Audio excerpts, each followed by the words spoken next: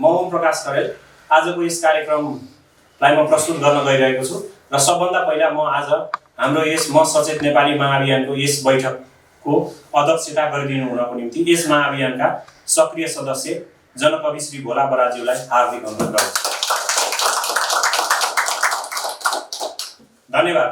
जनकवि श्री भोला बराज्यूले आजको यस हाम्रो मिटिङको भेलाको उहाँले अध्यक्षता गर्नुभएको छ। अब यसपछि म आजको हाम्रो यस बैठकमा प्रस्तुत हुने विभिन्न छलफलका विषयहरू यहाँ प्रस्तुत गर्न गइरहेको छु। छलफलका विषयहरू छन् म सचेत नेपाली महाअभियानले गएको असार 27 गते शनिबार गरेको र्याली तथा प्रदर्शनी र नयाँ बानेश्वरमा भएको सभाको विषयमा समीक्षा गरिने। दोस्रो छलफलको विषय रहेको छ म सचेत नेपाली अभियानका आगामी कार्यदिशा, भावी रणनीतिहरू र पार्टीको रूपमा रूपान्तरण गर्दा आवश्यक पर्ने विभिन्न नीतिहरूको विषयमा छलफल गर्ने। र छलफलको तेस्रो विषय रहेको छ म सचेत नेपाली अभियानका एकजना सदस्य श्री किरण राईलाई अभियानका विभिन्न कार्यहरूमा सहयोगी भूमिकाको लागि उहाँलाई साइकल आवश्यक परेको हुनाले यस अभियानले रु 3000 रुपैयाँ अक्षय रूपी रु 3000 रुपैयाँ उहाँलाई साइकल खरिद गर्नको लागि दिने। यी तीनवटा प्रस्तावहरू यहाँ मैले आजको यो मिटिङमा प्रस्तुत गर्न गइरहेको छु। अब यसपछि म यहाँ विभिन्न वक्ताहरूलाई क्रमैसँग उहाँहरूलाई बोलाउने छु र उहाँहरूले आफ्नो समयको सीमालाई पनि ख्याल गरेर आफ्ना विचारहरू दिनुहुनेछ भन्ने मलाई लागेको छ। यति बेला हाम्रो देशमा विभिन्न प्रकारका अतिक्रमणहरू भइरहेको कुरा हामीले सोसियल मिडियाहरूबाट र विभिन्न मिडियाहरूबाट पनि हामीले सुनिरहेका छौँ, पढ्न पाइरहेका छौँ। ती अतिक्रमणहरू खास गरी हाम्रो दक्षिणतिरको छिमेकीबाटै भइरहेको कुराहरू हामी सबैजनालाई सर्वविदितै छ। हाम्रो भूमिको अतिक्रमणहरूको बारेमा हामीले पटक पटक बोलिरहेका छौँ। अहिले आएर सांस्कृतिक अतिक्रमण भएको कुरा पनि यहाँनिर आएको छ, सोसियल मिडियामा चर्चामा आएको छ। यो विषयमा पनि हाम्रो आजका वक्ताहरूले बोलिदिनु हुनेछ भन्ने मलाई लागेको छ। ती अतिक्रमणहरूका विषयमा हामीले सशक्त आवाज उठाउनु जरुरी छ। कुन समयमा कसरी हाम्रो देशमा राजनीतिक अतिक्रमण भयो, हाम्रो देशमा भूमिको अतिक्रमण भयो र सांस्कृतिक अतिक्रमणहरू भयो, ती सबै विषयमा हामीले छलफल गरेर स्पष्ट भएर अगाडि बढ्नु अत्यन्त जरुरी छ भन्ने मलाई लाग्छ। यो मात्र होइन, हाम्रो देशमा भएका विभिन्न किसिमका विकृतिहरू, राजनीतिक विकृतिहरू यहाँ चलिरहेका छन् र विभिन्न पार्टीहरूले भ्रष्टाचारहरू गरिरहेका छन्, जसको कारणले गर्दाखेरि नेपालीहरूको जनजीवन जनस्तर माथि उठ्न सकेको छैन। यो विषयमा पनि हामीले छलफल गरेर अगाडि बढ्नु अत्यन्त जरुरी छ। साथसाथै हामीले आगामी कार्यदिशालाई हामीले कसरी आत्मसात गर्ने र ती कार्यदिशाहरूले सम्पूर्ण जनमानसहरूमा कसरी पोजिटिभ रूपमा प्रभाव पार्ने भन्ने विषयमा पनि हामीले छलफल गर्नु अत्यन्त जरुरी छ। नमस्कार सबैलाई। गत शनिबार 27 गते हामीले जुन आन्दोलन गऱ्यौँ त्यसको फिडब्याक हेर्दाखेरि चाहिँ सबै धेरै युवाहरू उत्साहित भएको, जति पनि हामी जोडिएका थियौँ अत्यन्तै उत्साहित भएको र केही गर्न सक्छौँ भन्ने खालको चाहिँ मैले आभास पाएँ। र अब यसलाई अझै सशक्त बनाउनको लागि चाहिँ हामीले अलिकति अब प्रचार पनि छँदैछ, त्यसको साथसाथै यो कामलाई पनि अलिकति जनमुखी कामहरू त्यस्तो खालको बढाइयो भने चाहिँ मलाई लाग्छ, हुन त व्यक्तिको म आलोचना गर्न चाहन्न, तर पनि माओवादीले जसरी एउटा नौटङ्की गरे सत्तामा पुग्नलाई त्यो हुँदैन। हामी भनेको जहिले पनि जनताको दुःख कष्ट मा साथ दिने भएकोले गर्दाखेरि त्यो खालको कार्यक्रम ल्याउँ। अब अहिले बाढी पीडित धेरै हामीले देखेका छौँ, अब त्यहाँ जान सक्यो भने अझै राम्रो। त्यसपछि अब त्यस्तै भनौँ न, जसलाई चाहिँ समस्या परेको छ त्यहाँ गएर हामीले केही न केही टेवा दिन सकिन्छ भने त्यो दियो भने अलिकति जुन खालको तरिकाले हामी आइराखेका छौँ यथार्थवादी भनेर मलाई चाहिँ त्यो चाहिँ अलिकति स्वयंसिद्ध हुन्छ कि होइन, मलाई चाहिँ त्यो लाग्यो।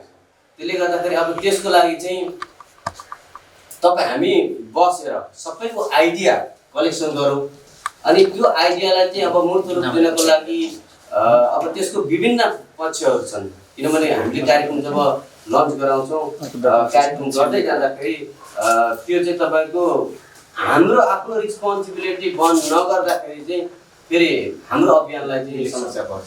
जुन स्पिडमा हामी अहिले आइरहेका छौँ त्यो स्पिडलाई अझै चाहिँ तपाईँको सशक्त बनाउन र अझै चाहिँ तपाईँको शक्तिशाली बनाउनको लागि कामै हो, ट्याक्स नै हो। त्यसको लागि यो पनि गरियो भने चाहिँ प्लस पोइन्ट हुन्छ। प्लस अहिले हाम्रो यो अभियानको अवधारणा बन्ने क्रम, लेख्ने क्रमहरू पनि जारी छ।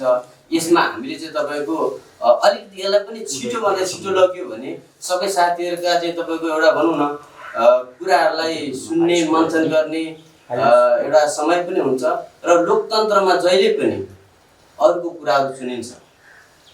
त्यसले गर्दाखेरि हामी अहिले जुन एक्जिस्टिङ पोलिटिकल पार्टीहरूले जुन खालको संस्कार लिए त्यो संस्कारबाट हामी वाक्क दिग्ग छौँ। जनता वाक्क दिग्ग हुनुहुन्छ। किनभने अघि भर्खरै पनि सरले के भन्नुभयो भने हाम्रो अध्यक्ष पनि अगाडि चाहिँ सोफामा बस्नुहुन्न। त्यो लोकतान्त्रिक हो, त्यो संस्कार हो। त्यसले गर्दाखेरि अब राजनीतिक प्रणालीहरू चेन्ज भयो तर संस्कार परिवर्तन भएन। त संस्कार परिवर्तन गर्नको लागि त टाउकेबाट सुरु गर्नुपर्ने हुन्छ। तर अहिलेका हाम्रा जुन पोलिटिकल पार्टीका टाउकेहरू चाहिँ त्यो संस्कारै परिवर्तन गर्न सक्दैन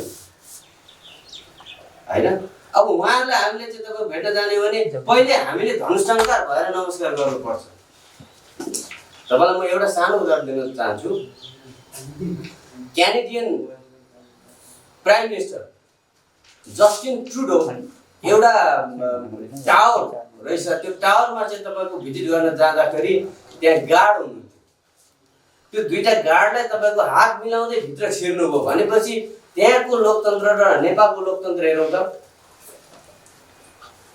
यहाँनिर चाहिँ तपाईँको मन्त्रीहरू, सभासदहरू जोसुकैलाई हामीले चाहिँ छाता उडाउनु पर्छ, जबकि अमेरिका जस्तो ठाउँको के अरे प्रेसिडेन्टले आफूले छाता लिएर अरूलाई चाहिँ तपाईँको छाता उडाएको हामीले देखेका छौँ। भनेपछि त्यहाँ संस्कार पनि परिवर्तन भयो र त्यो समृद्ध बन्यो। तर यहाँ चाहिँ समृद्ध बन्न नसक्नुको कारणले संस्कार परिवर्तन भएन। न उनीहरूको ल्याङ्ग्वेजमा परिवर्तन भयो, न संस्कारमा परिवर्तन भयो। खालि उनीहरू चाहिँ तपाईँको ए भन्ने आएर बी भन्ने मात्रै हो। त्यसैले हामी चाहिँ तपाईँको अहिले जनताहरू धेरै पेलिएका छन्। जस्तो अपर्च्युनिटीको कुरा हामी म के भन्न चाहन्छु भने तपाईँले म जस्तो हुन सक्नुहुन्न होला, फिजिकल्ली मेन्टली पनि भनौँ, म जस्तो तपाईँ पनि नहोला। तर हामी यो जुन अवसरको कुरा जुन छ नि, अवसर त हामी बाँडफाँड गर्न सक्छौँ नि। त्यो हो लोकतान्त्रिक। हामीले चाहेको त्यो तपाईँको क्षमता जति धेरै क्षमता छ भने त्यो खालको अवसर तपाईँले खोज्नु भनेको न्यायसँग छ। तपाईँले त्यो खोज्नु पनि पर्छ। यदि तपाईँको जुन क्षमता छ त्यो क्षमतालाई सही ठाउँमा प्रयोग गरेर पाउनु भएन भने तपाईँ निरुत्साहित हुनुहुन्छ। तपाईँले जुन प्रोफेसन गरिरहनु भएको छ त्यो प्रोफेसनमा तपाईँ हतोत्साही भएपछि के गर्न सक्नुहुन्छ? नयाँ नौलो के दिन सक्नुहुन्छ? प्रगति त्यहाँबाट भएको छ। त्यसैले समान अवसर प्रदान गर्ने त्यो खालको हामीले लोकतन्त्र, त्यो खालको प्रजातन्त्र हामीले चाहेका थियौँ। आयो पनि, हाम्रै बलिदानीले आयो। तर संस्कार जुन परिवर्तन भएन, तलदेखि माथिसम्म जुन दलालहरू मात्रै चाहिँ तपाईँ त्यहाँ गए, जिउ गर्दै गए, यही चाहिँ हाम्रो मुलुकको लागि ठुलो समस्या हो। अब यो खालको जन्जाल, यो खालको गाँठोलाई चाहिँ हामीले तोड्नै पर्छ। त्यही तोड्नको लागि म सचेत नेपाली जुन अभियान हामीले सञ्चालन गरेका छौँ, मलाई लाग्छ यो नै फाइनल हो जस्तो लाग्छ। अरू कुनै पनि अभियान छैन। त्यसैको लागि यहाँ थुप्रै प्रबुद्ध सरहरू हुनुहुन्छ, तपाईँहरू सबै युवा वर्गहरू आइरहनु भएको छ।